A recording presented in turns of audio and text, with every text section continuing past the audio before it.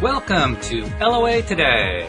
I'm Walt Thiessen here with life coach Cindy Chavez, and this is your daily dose of happy. We're so happy you decided to join us today, and this is a sort of a follow-up to the episode we created a little while back as an introduction to the people on local cable access who are now watching us here on LOA Today. So we welcome them to our podcast listening audience and to local viewers. This is actually a show based on a podcast that I've been doing for the last 8 years with 8 different co-hosts currently, and there have been others in the past as well.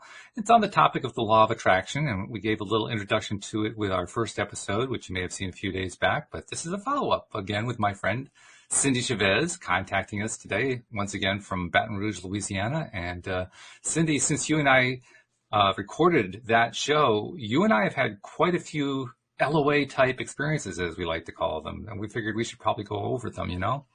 Not to mention the fact that we're both wearing orange today. I don't know how we managed to do that one, but it really was funny because anybody that watches us regularly knows I usually wear black, and this morning I just chose an orange shirt, and when I got here I was like, oh, you got the memo. That's great. And I usually wear blue, which just goes to show, Yeah. But yeah. Well, yes. So since I've seen you, we've had a hurricane. Hurricane Delta came to visit us, and you know the hurricanes. When a tropical storm or a tropical depression gets to a tropical storm, they will give it a name, and so they work through the alphabet. And this was the first. I think it's only the second time it's happened that we went all the way through the alphabet before the season was over and had to start with the Greek alphabet. So we were to Delta by the time this storm Delta came through a couple of weeks ago. And that was really an amazing story that I really wanted to share. And I had kind of forgotten about it. So I'm glad you had brought that up. And it's worth noting. I'm sorry, it's worth noting that you live, Baton Rouge is north of New Orleans, and as most people know, New Orleans is like hurricane central. A lot of storms come through there. So it's not like you're not used to having hurricanes, but this is a little bit different. We're used to having hurricanes, and in the past, I've been here for quite a few hurricanes. So for Hurricane Andrew, I think it was 1992, we were without power for about 10 days. And Hurricane Katrina, which was 2005, we were without power for 10, 12 days. For Hurricane Gustav, which was 2007, we were without power for 25 days. And there's a lot more that goes along with it, even if you don't get structural damage or have trees down, just a lot that goes into getting ready for, hurricane season and when there is a hurricane approaching. So when this one was coming, though, a lot of the other ones didn't hit us directly. This one was coming right at us, like the eye of the hurricane. Every map that I saw had the little eye of the hurricane right under the words Baton Rouge on the map. And it was like, oh, great. So we kept asking people to, send good energy our way and put out some intentions that we wouldn't lose power. We have gone through some hurricanes before and not lost power. Here's the thing that happens, though, when you do lose power, is that when the crews can finally work, because they have to wait until it's safe for them to go out. They don't just come out in the middle of the hurricane. So once it's safe for them to come out, they will come out and start restoring power first to the hospitals, to the water treatment plants, the communication systems. Like, that's all critical infrastructure, and it has to be taken care of first.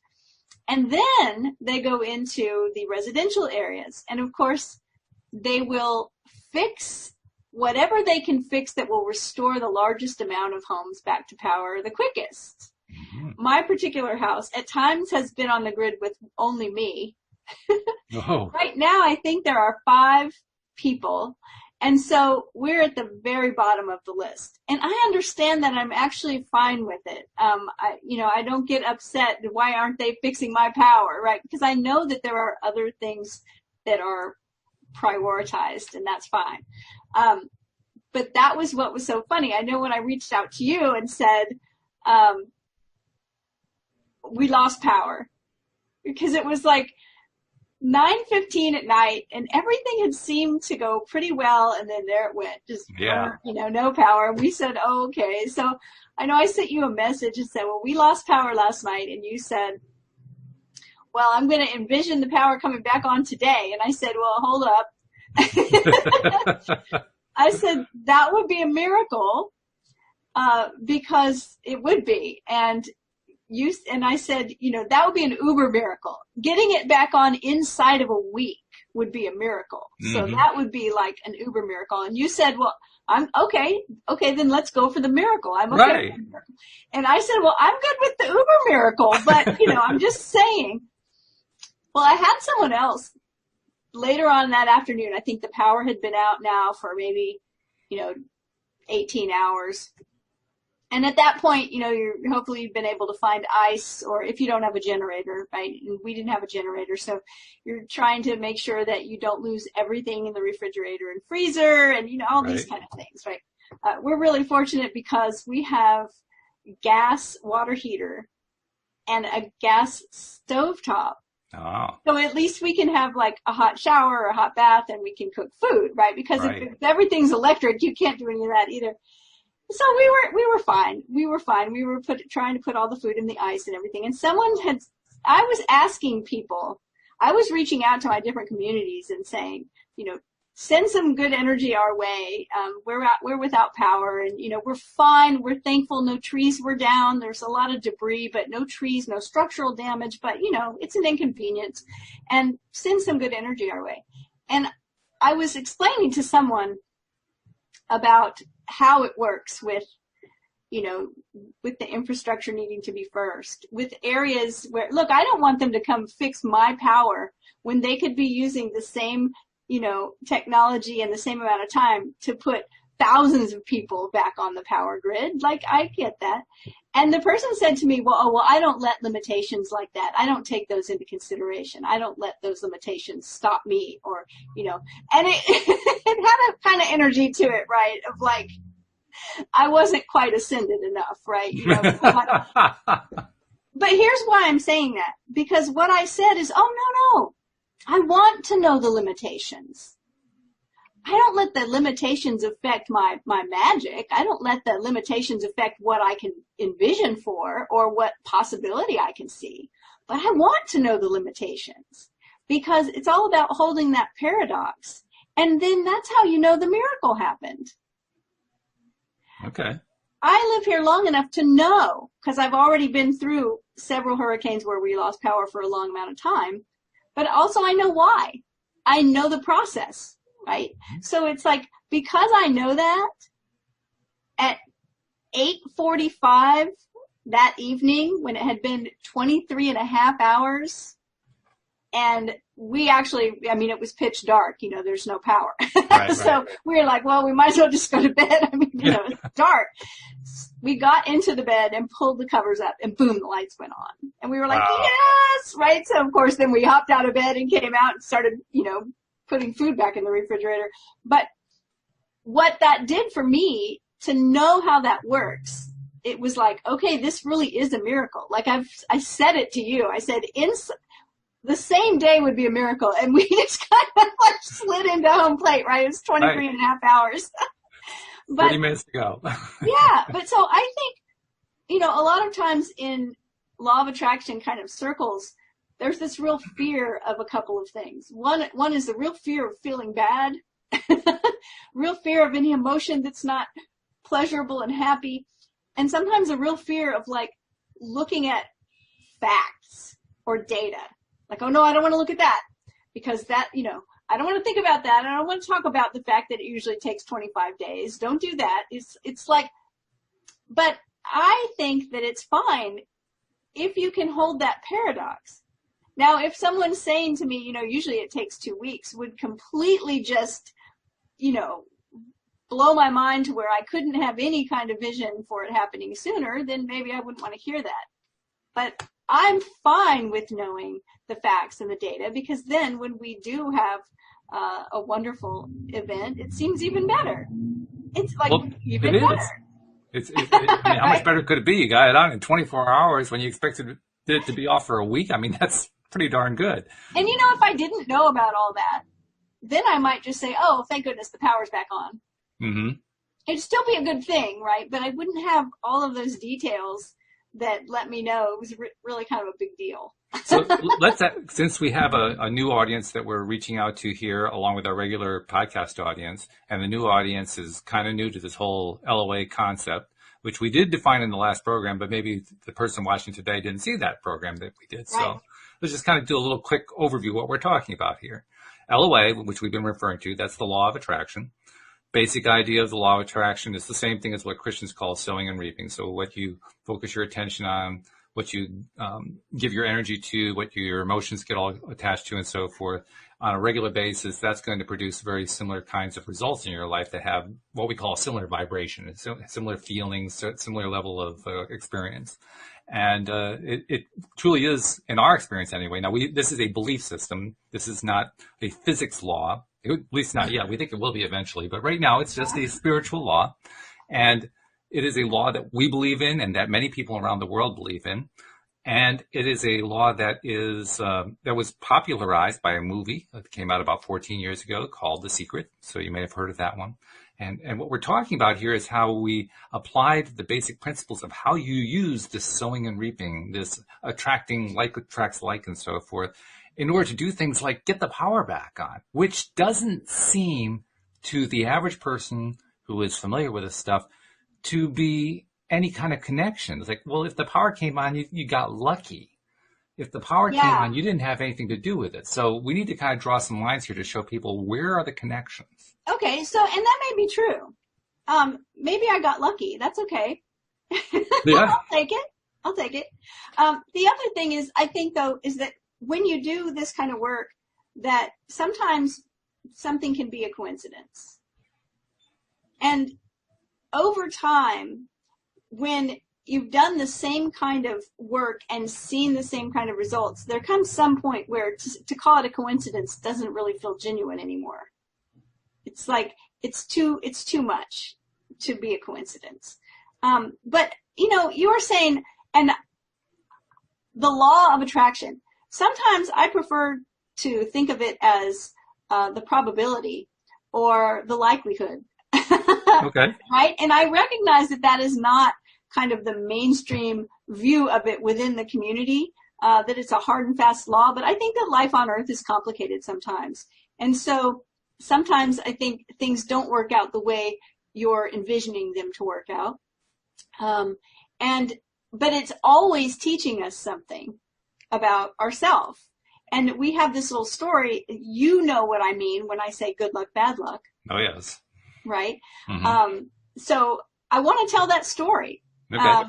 It's a story we tell. It's a parable about an old Chinese farmer in ancient China he's very poor and he has one horse, the horse that helps him with all his work. And that's about his only valuable belonging. One day the horse runs away.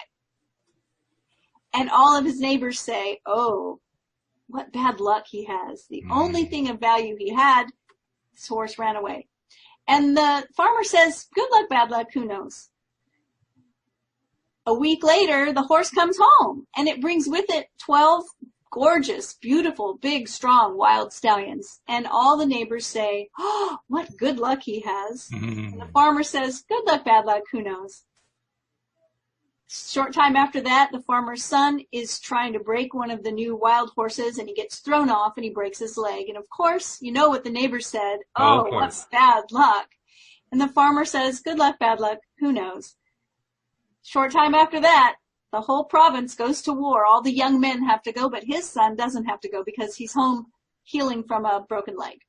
And of course, all the neighbors say, oh, what good luck you have.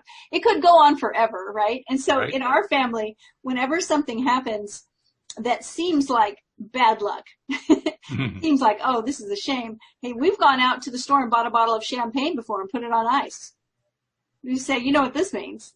There's something really great that's going to happen right around the corner. Mm-hmm. I think that life is like that. It ebbs and flows. And so part of law of attraction or conscious creation is learning how to ride that wave a little bit and learning how our own perception of what's going on plays into the equation to give us the result. And we can see it with extremes. Like, I think most of us know a person that we can think of that we've met or in our life or know from afar on either end of the extreme. Like the person that's always happy, always upbeat, always like so much fun to be around because it's like, oh, so-and-so's coming by. You know them. They're always upbeat, always happy, and things always going right for them. Right. And then the other end of the extreme, it's like, oh, we even have names. We say like someone is, I hate this for anybody named Debbie, right? Because we say Debbie Downer. Oh, right. Yeah. Right? But we're talking about any person that's just, I heard someone say, a well-known speaker, and now I can't remember who it was, a kind of personal growth business speaker said, you know, the kind of person that when they get into the elevator of your life, the elevator immediately goes to the basement. Yeah. Right? It's like, so we also know that person that has a really sad outlook on life. Everything's always a problem. It's always a trouble. It might be dramatic, but it's always sad. It's always poor me. It's always, you know, that sense of victimhood. And a lot of things don't go well for them. Mm. Now, we've all had both experiences. We've all been down in the dumps in victim land, and we've also all felt victorious about things. And I know I'd rather feel victorious more of the time. I think most people would. Yeah. Because it feels better. It does. A lot better. But that contrast, those things that happen, like having a hurricane come through. And look, I can't say that it was all me or me reaching out to people that had the power back on. What about people that are 3 miles down the road that think the same way I do, that have a good outlook and they were without power for 10 days? We went and drove around the neighborhood the next day, and there were whole chunks of areas in our neighborhood that were without power. Mm-hmm. I can't say, oh, all those people that live in those houses, they just don't have a good outlook. I mean, that would be ridiculous. Some of them have a great outlook. I'm sure some of them have the same belief systems that I have. And so it's working to their benefit, whatever they're going through. That's the key right there. Yeah. That's it right there. You just laid it out beautifully. Because no matter what the situation is, no matter how it's playing out, this is probably the hardest part of the whole concept that we talk about here to really get it. No matter how it's playing out, there's always a payoff. And we don't always see what the payoff is. We don't always recognize it as a payoff because a lot of these payoffs we would describe as, well, negative. Who would want that? And yet those payoffs exist. And to me, that just reinforces the whole idea of the law of attraction, because the law of attraction doesn't say your life's going to be rosy. Law of attraction says your life is going to be what you put into it, what you're going to be focusing on, what your thoughts are going to be about, your feelings, your actions. I mean, the whole sum of everything. In fact, if you really want to understand how the whole thing works and you want to know what you attracted into your life, look around you. You attracted all of it. Just look around. Yeah. Including the stuff you worked hard for. Right. And that's a tough concept too. How could I have attracted what I worked for? Of course, those of us who have talked about this and done this for a while realize, well, what's the conflict between working for something and attracting it? There's no conflict. Mm-mm. No. Not at all. And I think that that's really an important aspect of this to look at, is that what you were saying is that it's everything. Yeah. And it's all there for our benefit. So there's an idea that I've heard people say, it's like things are not happening to you, they're happening for you. Mm-hmm. And sometimes when the things that are happening for us, aren't fun, it's hard to think they're happening for us. I had a saying that I say quite often, the universe is always supporting me. And I've had people, clients, whatever, say to me before, well, I don't feel like the universe is supporting me. Sure. Right? Because they're in a time in their life where there's some struggle. And what I mean by that is that the universe is neutral and it supports our story. Mm-hmm. Right? So whatever story we're telling, and that's why it's so important to be able to ride the wave, like I said, is to be able to, even when we're in the ebb and not the flow, to be able to see that it's all working for us. because that changes so much when we have that perspective. It changes the way things play out. It changes the next result that we get. I don't want to say the ultimate result because it's always just still going. Oh, yeah. Yeah, it's the show that never ends. In fact, also, I want to point out, some people will be wondering, well, especially if you're new to the whole concept, why are you talking about the universe? Why not just say, why aren't you giving credit to God on this? And the answer is that's fine. That's a perfectly valid way to understand and look at it. That's the way a lot of people look at it. Yeah, it is. And it is fine. I mean, I often, having been someone who's practiced several different belief systems in her life, I have a tendency to talk about the universe. But when I'm working with people, I want them to refer to whatever makes them comfortable. If they have, if they want to talk about God, talk about God. For me, so many things are the same, right? Like we've talked about this before. Praying for someone, visualizing something for them, envisioning for them, meditating for them, working magic spells, whatever it is, we make a wish and blow out a birthday candle. That's a magic ritual. It's true. Right? And if something happens to you, like I want to talk about in a minute, something that you went through in the last couple of weeks, it doesn't really matter to me the way the request is phrased, whether you ask me for prayers, good thoughts, good energy, a magic spell, doesn't really matter. It's all energy. I'm all just sending blessings, right? It's like, so you hear people say thoughts and prayers, blessings, whatever, however it gets phrased, it's all still just us sending energy and intention your way for a specific outcome. Right. Or for a better outcome. It might not even be specific, right? Sure. Yeah. So recently you reached out to your community. I did, which included you. Yeah. And it's because our cat, a male cat named Joy, there's a whole story behind that one, but he kept that name because he is a very joyful cat, always has been during the time we've had him.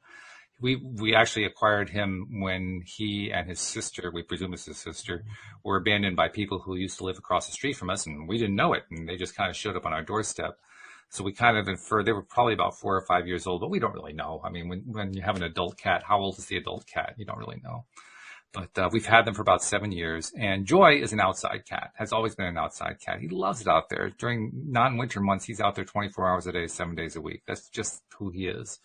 And we live in an area where there are a lot of predators. We have bears, foxes, we have wolves, we have coyotes, we have, you name it. If you can think of a predator, we got bobcats. I mean, they're all over the place here. And yet he was always very good at taking care of himself. Well, one of his lives ran out. Oh gosh, really? I know. He was caught by a predator by the neck, which is amazing in itself in that he got away somehow. But the only thing we knew about it was that he normally came back at least once, maybe twice a day to get fed. And for about a 48-hour period, he didn't come back. And we were getting very concerned. Well, when he did come back, he was really in bad shape. By the next day, he was almost actually, he was probably comatose, but I could barely rouse him at all. He was just in really bad shape. We took him to a veterinary emergency. They did some surgery. He had abscesses. He had, what's the condition where you have low blood? He was anemic. That's it. He was heavily anemic. Just really in bad shape. And I put it out to followers on Facebook, followers of this program, to you and my fellow co-hosts and so forth. Please send your prayers, your energy, everything that you can send, because we need to do what we can to help our beloved Joy to recover. And it was a time of kind of reminding myself and remembering what we talk about often here on the show, about how all this stuff works, about the nature of life and death. I mean, it's not like any of us ever get out of this whole thing alive. Well, all of us pass on at one point. This could have been Joy's time, but by the same token, Louise and I definitely didn't want him to go yet, especially if he didn't want to go, And we knew that, in between bouts of tears and so forth, we knew that if we could maintain a high vibe, as we call it, or a high feeling place, and then put out there kind of like we would put out a prayer or put out an energetic request, that we wanted him to be able to heal. Not that we were going to heal him. He had to be the one who wanted to heal, but we were going to be helping him. And we were helping him both physically by getting him surgeries and so forth. Literally, I was feeding him bits of food off my fingertip. It was the only way he could take food in. He was so weak. It was the only way he could eat maybe a few mouthfuls at a time. In fact, we actually took him back a second time to the emergency hospital because he was doing so poorly, and they literally had nurses working with him around the clock, feeding him, just helping him get back into a better condition so that we could take over. And it all paid off. He was able to start taking food in because at one point he wasn't taking any food in at all. And that's when we really got scared because, well, what do you do if the animal won't eat, right? Right. But he finally started to. And during that time, like I said, we put out requests for prayers and good vibes and so forth, and got a huge response from people who are followers of this podcast, from people in my own personal circles, from friends of friends and so forth, massive amounts. And let me tell you, within 24 hours of that happening, he made gigantic strides, just gigantic strides. And then I put out another request for help because that was after that second visit to the emergency room. That was 24 hours later. And he made even more gigantic strides. So literally at his worst place, the veterinarians were saying it's a 50-50 chance of him surviving at all. And 48 hours later, he was almost back to being a normal cat. It was so funny during the period of time where he was not eating. Yeah. I was reading on my phone because you had sent a message and I said, oh no. And my husband said, what's happening? And I said, Walt's cat Joy it got attacked and he hasn't eaten. He stopped eating. And my husband's like, wait, Joy's a boy? Yes, right. He'd heard me talk about Joy before, but it's like, wait, Joy's a boy? I said, yes, Joy's a boy. And that was really like, I don't know, when someone sends you a request and it feels really urgent, and you can feel the energy of your intention, like it's urgent, like, okay, we have to send energy now. We have to think about this now. I mean, to me, it's how we do this. We think about it. We project, it's like, right. He has got to, and I know that there were lots and lots of people that were hearing your messages and that were holding Joy in their mind. They were. And I was holding a picture of Joy, being his frisky self and wanting to eat, having an appetite. And it was really cool to come back and see, that was happening. And then you were like, okay, I need help again because, it's kind of like riding that wave, right? Yeah, it's like, exactly. And it was very, very cool. So I was so excited today to show up and have you say, guess what? Like Joy is better. He's back to himself, his old back self, to really. Himself. Yeah. I mean, I don't think you mentioned this right now telling the story, but when you just said we have bears, I was like, oh my gosh, because when you said predators before, in my mind, I'm thinking maybe a coyote, but dogs or whatever. The town we live in is Simsbury, Connecticut. It has the highest count of bear sightings of any town in Connecticut. And you had told me that, because I said, well, what was it? When we talked earlier, a week or so ago, what was it? You said, we don't know, but it was big enough to have tooth marks in both sides of his neck. Right. So, I mean, this was not just a little, tomcat scruffle kind of thing. This was a serious attack. Yeah. Where your vet said, we don't know if he's going to live. Right. Yeah. Exactly. So, amazing. And the thing that I kept doing, one of the things that we teach and talk about regarding how do you do this stuff, how, what steps do you take, what attitude do you adopt, is we talk about trying to imagine that you and I have done some podcasts on the books by a writer named Neville Goddard, who is a gentleman who lived in the early to mid 20th century. And he gave a lot of talks on, he didn't call it law of attraction. That term hadn't been popularized yet. The term existed, but it was not a term he used. He used law of assumption if he was going to use any kind of term. Right. And the concept that he put out is you want to feel, how does he say it? You want to assume the assume feeling the feeling. That's right. of the Assume wish fulfilled. Assume the feeling of the wish fulfilled. So basically create a scene in your mind of what it's going to be like when your wish comes true. And so that's what I would do. I would imagine what it would be like to have my cat Joy back in my lap again and cuddling up, because he's such an affectionate cat, and just doing all the things that he would do. And I would pretend that I was feeling that, which was not easy when you're in grief, you know. Well, that's what I wanted to talk about, is for people that are just hearing about this and trying to get a grip of what it means and how you navigate it, is your emotions are the key to this. And there's actually a scale, an emotional scale. I think we talked about an energetic scale the last time we spoke, but it's a scale that has a bottom and a top.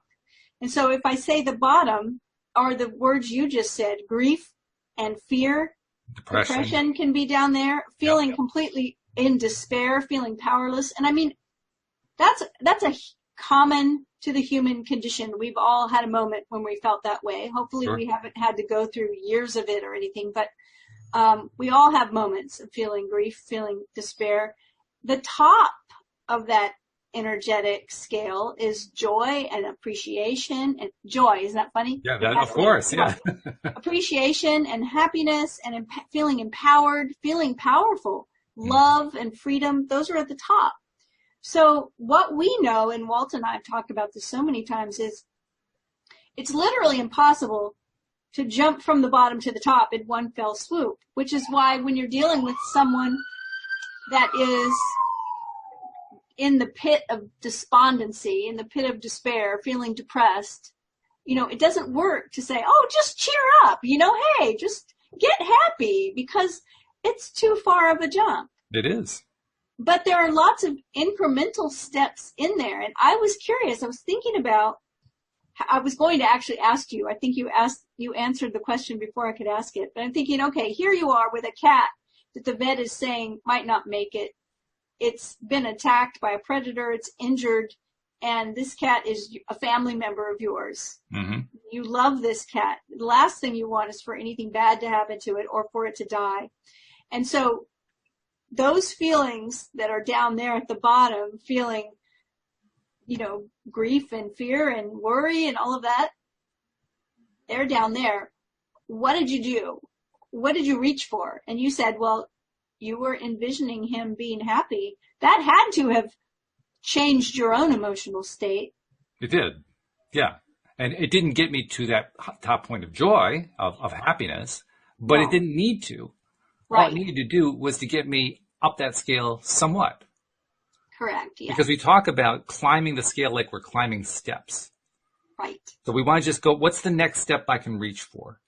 If I can get to that step, then if I stand on that step and then try to do it again, I can get to another step. You know, anybody, I'm sitting here, I'm the mother of two sons. They are grown and off on their own now, but I'm thinking any mother has had the kid that starts taking the stairs, you know, 4 at a time. And we go, don't do that, right? Right.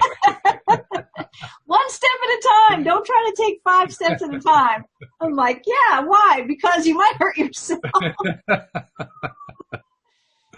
So, more precisely, if you're in a really low vibe state, as we call it, a bad feeling state like a depression or a deep anger or fear or something along that line, it can seem overwhelming. To try to reach too high, it becomes so overwhelming that you can actually talk yourself into staying in that state because you've decided, I can't get that high, so I might as well, there's nothing I can do. I'm just trapped. And there's something else that I think in our society anyway, and I'm going to say especially maybe for women, but probably for everyone, and that is there is a section of emotions that go up the scale that are right in that section above being insecure, being guilty, being fearful, feeling unworthy, feeling, you know, not empowered, all of that. And right above that are wanting to have revenge, or feeling jealousy, or feeling anger, or feeling hatred, or feeling like you want to blame everybody. And all of those, many of us anyway, have been trained and taught from the time we're very young that those are unacceptable. Yeah, it's true. And so we don't feel comfortable sometimes. I had a coaching client one time. Talking to her, I realized this is one of those people that everyone probably says is the nicest person they've ever met. Probably never has a conflict with anyone. But what I know about someone who says, oh, I never have a conflict with anyone, is that there's probably a lot of inner conflict. Sure. And why is that? Well, it's because we don't feel free to have a conflict with anyone. We don't feel free to complain about anything or to say that we feel angry or afraid or worried. We don't want to say those things. So what happens? We stay down underneath those things in that fear, in that despondency, because why? Well, because we can't just hop right over them and suddenly be optimistic all the time. We have to work through those things sometimes. And sometimes it's a matter of being able to say, I feel really angry about this. Yeah. But a lot of times people won't let themselves say that. And so they stay down there in that realm of feeling really victimized. It's a feeling of so much powerlessness to be down there. Like you can't have, you don't have the power to change anything, and everything is happening to you. And it's really an awful place to be. So sometimes we have to give ourselves permission. Like I asked this one client, when's the last time you got angry? Oh, I don't ever get angry. I said, but these things that you're telling me that are going on, I would be angry. And, the client was like, oh, yeah. I said, because these things are unjust that are happening. So why don't you feel angry? Well, because I feel like it's wrong to be angry. I said, so I want you to get a notebook and a pen. So nobody has to see this but you. You don't have to say it to anyone's face. You don't have to mail them a letter, nothing. You're going to just rip it up after. But I want you to get in that journal and just get as angry as you can. And she came back in a week and said, wow, I could not believe how much stuff came pouring out when I gave myself permission to feel angry. And, when she had originally showed up, she was in those very low levels of her confidence was shot. She felt despondent, despair, depressed, terrible. After she got all of that out in a healthy way, right? She didn't go break anything. She didn't shoot anyone. She just got it all out, allowed herself to feel those things. When she showed up the next week, she was like a different person. And she was up in the top levels of those emotions, right? Hopefulness, optimism, feeling good. That shows just how powerful, first of all, it is to express those feelings, because like you point out, it's important to feel free to express them. It also shows the importance of a concept we talk about a lot here on the podcast, and that's releasing or letting go, because you can't let go of something until you're holding on to it. You can't let go of something until you recognize that you're holding it. And I think that what happens, I know I said that we've been a lot of us anyway, have been taught like that's inappropriate, right? Like pretty is as pretty does, if you can't say anything nice, don't say anything at all. We get all these little cliches taught to us.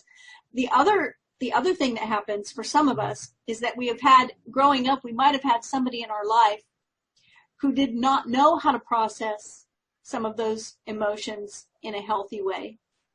And so they expressed them in an unhealthy way. Maybe there was violence in our home, or maybe, someone that would scream at people or throw things or in some way. And so, of course, we're fearful of that kind of behavior. And so we mark that as wrong too. And so it's like anger gets a really bad rap. But if you're feeling angry about something, it's such great information, because it means that some value you hold is not being honored. It's either not being honored by you, yourself, or not being honored by someone else. There's a reason why you feel anger. And figuring that out can dissolve the whole thing when you just recognize why it's there, instead of just pretending it's not there and pushing it down and staying in that, depressed state or whatever is coming out of it. That's a big, big deal, because if we don't do that, we end up staying there. How many people just stay in that depressed state for, days, weeks, sometimes months, sometimes even in extreme cases, years, I mean, Well, there are people who suffer like I that. know that depression can come from as a result of different things, but one of the things that I know for certain can cause depression is anger that is turned inward. And what that means is that it's anger that does not get expressed. And it gets bottled up and held in, and it turns into depression. So it's important to be okay with it. You know, it's like if we want to get to the place where our life is mostly feeling powerful and optimistic and hopeful and happy and, you know, joy and appreciation, all those things, we have to be willing to recognize those other things and process them in a healthy way. Then they're gone. We get rid of them instead of holding on to them. Like you said, you know, they're never going to just disappear. Yeah, they have to be dealt with in some way. Now, Some way. we should put in the usual medical disclaimer because you're a professional life coach, but neither one of us are medical doctors. And so if we're Not a talking doctor. about That's why I situations- say I know there are lots of Yeah. reasons why these things can happen. I'm just going to talk about one of them that I've seen Right, in exactly. my own practice. And I do think it's important that you get, you know, a professional evaluation of what's going on. If you have some, look, we all feel all the different emotions, or we should anyway. They're all valuable. But if there is one emotion that is giving you a lot of trouble, this is actually how we started our show today, is about asking for help. Yes. Right? Whether it's energetic help or medical help or emotional help or whatever kind of support that we need.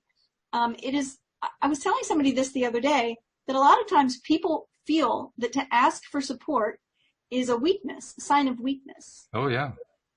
And the point I made to them is I think it's a sign of power to enlist the troops, right? If you're a general, you're the one with the most power. And what is it that you do? You round everybody up. You get the help you need. You give everybody the job that they need to be doing. And so we can do that in our own life. We can ask for help when we need it. I'm the worst at not asking for help. Let me tell you. I mean, I'm raising my hand. I am not acting like, oh, you need to learn how to do this. I need to learn how to do this. I was telling you, well, I pulled a muscle in my back on Sunday. And I think my husband was like at his wit's end with me still trying to do things. Mm-hmm. Sure. He would come in from the other room and I would be like, you know, hobbling around trying. He'd say, why do you not ask me to do that for you? I'm like, oh, I'm just trying to take care of it, right? And he's like, no, you need to. And, you know, of course, he lives with a life coach, so he throws it all back at me. Believe me. You can't get away with anything. On right? all my BS all the time. Yes. Well, that's the other thing too. The more that I have learned about applying these concepts in my own life, and a lot of that comes from doing this podcast with you and many other people who have served as co-hosts over the years, is that one of the great benefits that has come out of it is I used to inhibit my emotions very much, to a very large extent, to the point where a lot of people who knew me didn't think I was emotional at all. Now, obviously I was, because everybody is emotional, even if they're not showing it, but I wasn't showing it. And even if there was no such thing as a law of attraction, even if there was no such thing as conscious creation, just the benefit of learning how to let my emotions run free, that's one of the best benefits that has come out of doing this show for me, week after week, show after show. I now, if I compare myself to where I was, say, well, I started the podcast 8 years ago, so let's go 10 years ago. If I compare myself to 10 years ago, it's night and day. I mean, today, when my cat was attacked, I let the tears flow. I was the one who was doing the crime. My wife was the one who was holding it in. I mean, total role reversal going on, right?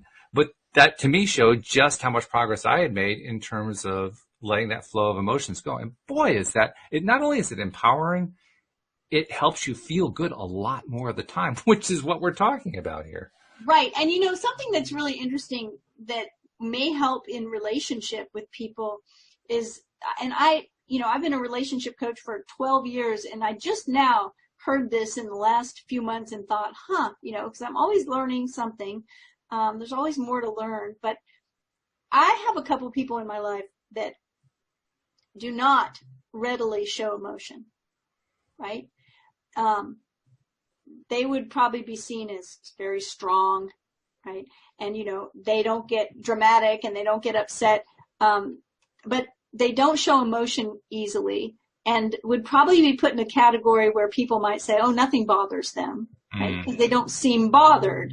Right. But one of the things that I recognize is that sometimes it's the people that are actually the tenderest, the people that have the biggest emotions, the people that have the tenderest hearts. Because of that tenderness, they have a tendency to put up some walls and put on some armor. Yeah. And not show it, because why? They're like one of those, hermit crabs or something, right? It's in a shell. They build a hard shell. But if you take one of those little animals out of the shell, it's very squishy and soft, right? So they have a big squishy heart that they keep behind an armor shield. And what you see when you just look at the surface is that, nothing bothers them and they're strong, but a lot bothers them. And they do have a lot of really big emotions. And so sometimes just knowing that, like when I kind of got that, and I'm thinking of a particular person in my life, I thought, oh gosh, I kind of approach them and think about them in a different way now. Because I don't think of them as, oh yeah, they're just a hard rock and nothing bothers them. I think, oh no, there's a very tender soul under that shell. And I treat them as such. It might not be a big shift in how I react to them or approach them, but it helped me to recognize just because they're not showing those things on the outside, it doesn't mean they're not there. And they're probably there to a bigger extent than some of the people I know that are showing them, right? Mm-hmm. Because they're protective of themselves. Right. We do these things, people use the word, especially in like life coaching circles, people will say that, oh, you're sabotaging yourself. Or people will say to me, well, I just totally sabotage myself. And I always say, I don't believe that we sabotage ourselves. I believe we protect ourselves. Now, we may be protecting ourselves from something that we don't even need to protect ourselves from. But we're not trying to sabotage ourselves. We just want to be protected. So I think it's an interesting thing to think about, especially hearing your story and that okay, over the last 10 years, a lot has changed with you as far as being able to express emotion. It's a process. It is a process. It's a learning curve, and it's a journey. That's a term we use a lot. It's a journey, and it really is a journey with all the bumps and bruises that come along during a journey. But nevertheless, I keep coming through. Running out of gas and getting a flat tire. Oh, worse things than that. I've been through some pretty difficult times. My wife Louise and I have been through some really difficult times. But they were all learning opportunities. And more than that, every step of the way, now as I look back, I can see how I was improving. I can see how I was really learning, even though I didn't understand what it was I was learning at the time.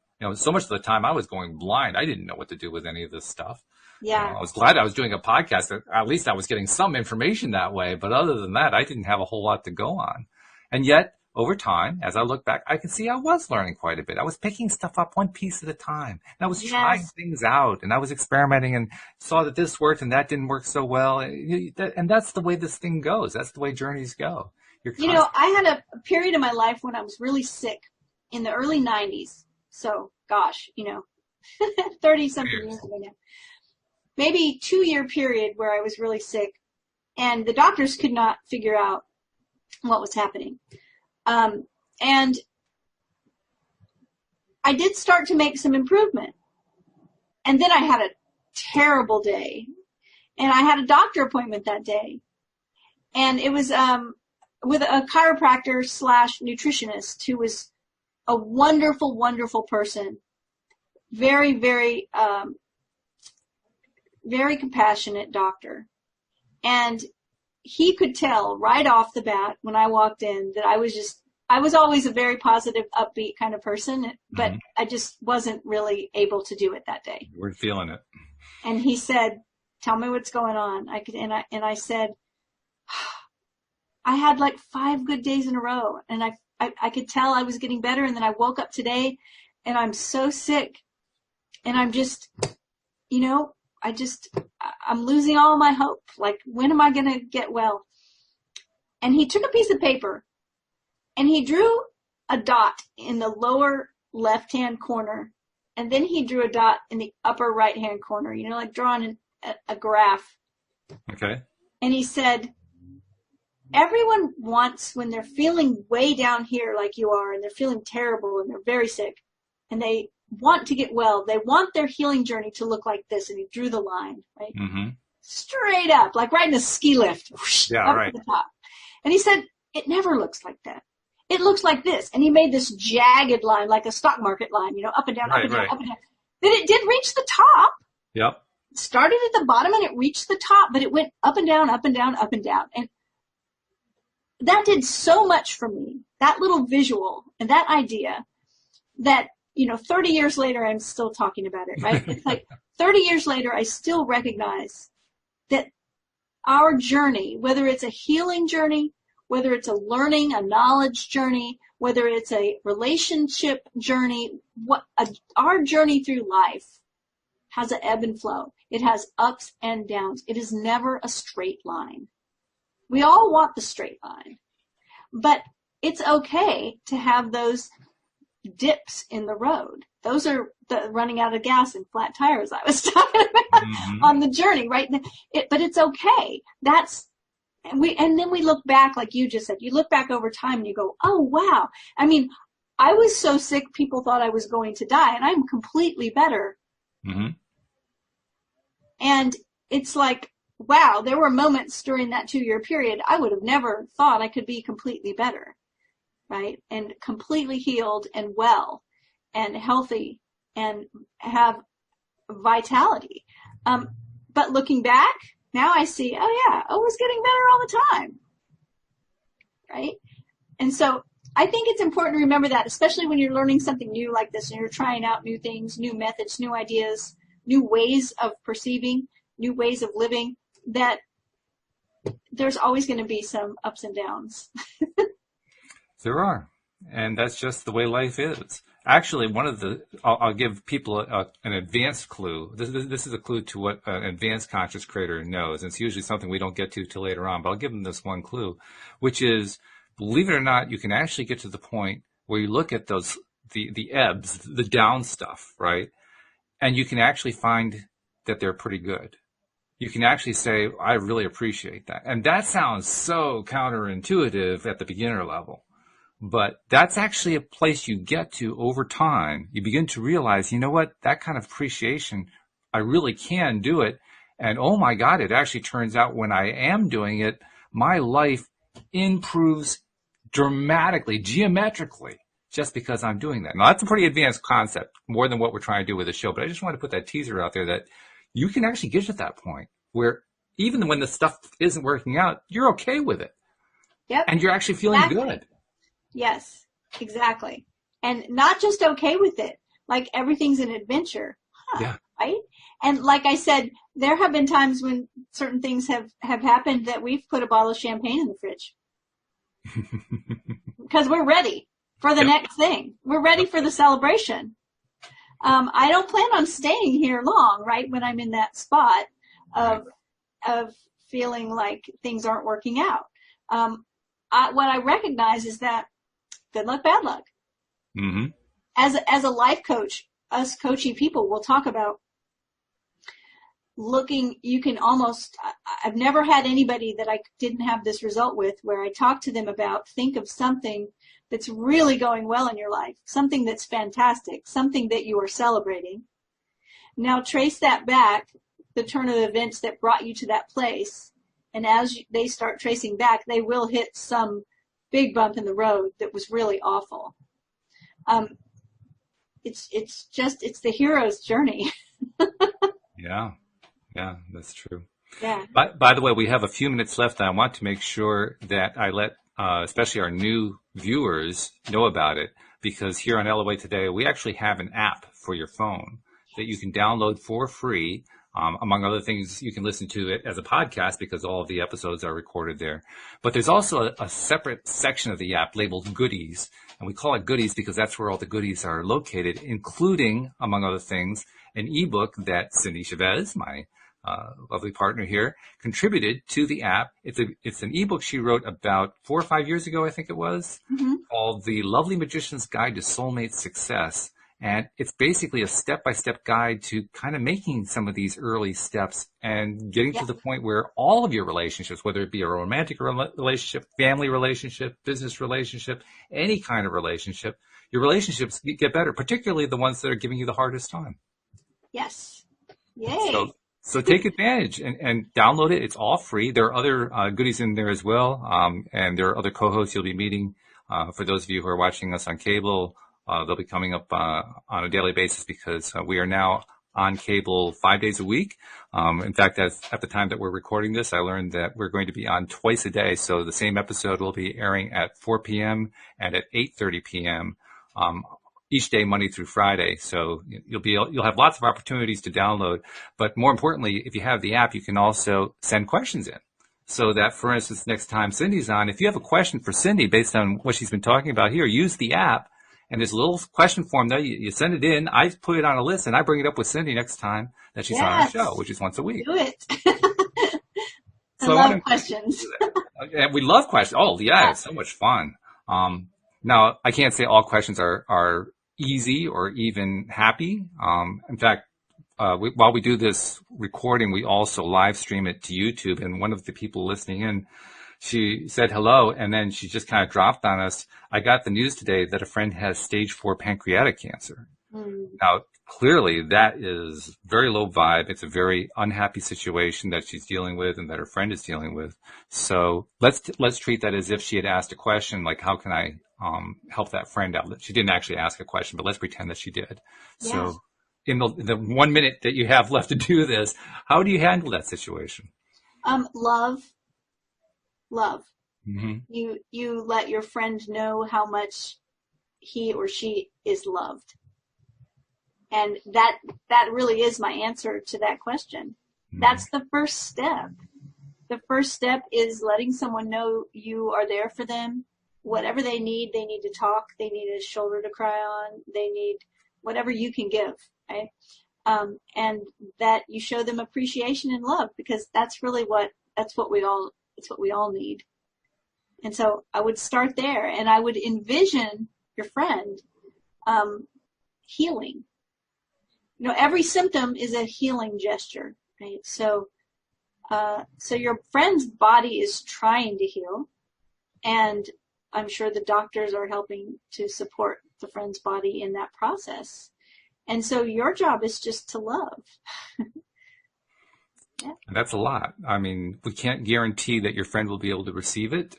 And there's a whole show we could do on that. We probably will do a show on that at one point. But if your friend is in a place where they're actually able to receive that and essentially put that to use, that love works for that friend. And even if it turns out that your friend isn't able to do that, there's somebody else who's dealing with a situation similar to that who can take it in. So it's not like it ever goes to waste. Even if it's not necessarily helping your friend the way you want it to help out, someone else is being benefited by it as well. Yes. So it's still worth doing. And so like we send our love to you. Absolutely. Because that's not happy news to get. And but just know that, every moment is perfect. And there's a reason why you are a friend to that person and why you've gotten this news. And so just pour the love out. That love does amazing things.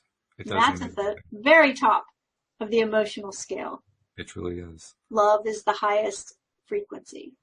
So thank you for sharing your insights about that emotional guidance scale. And looking forward to doing more shows. And of course, to our regular podcast listeners, you know how this one ends. We'll see you next time here on LOA Today. Goodbye, everybody. Bye, everyone.